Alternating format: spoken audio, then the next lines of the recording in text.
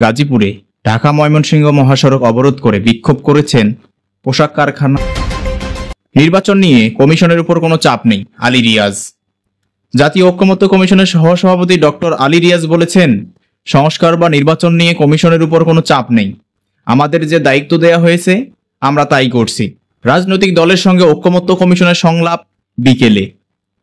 রাজনৈতিক দলগুলোর সঙ্গে সংস্কারের বিষয়ে জাতীয় ঐকমত্য সৃষ্টির লক্ষ্যে আজ থেকে সংলাপ শুরু করেছে। প্রথম দল হিসেবে লিবারেল ডেমোক্রেটিক পার্টির সঙ্গে আলোচনায় বসবে কমিশন। পর্যায়ক্রমে অন্য দলগুলোর সঙ্গে আলোচনা করা হবে। 3 এপ্রিল ছুটির প্রস্তাব অনুমোদন হলে ঈদে ছুটি মিলবেন মোট 9 দিন। মির্জা ফখরুলের সঙ্গে ইইউ রাষ্ট্রদূত মাইকেল মিলারের সাক্ষাৎ। বাংলাদেশে নিযুক্ত ইউরোপীয় ইউনিয়নের রাষ্ট্রদূত মাইকেল মিলার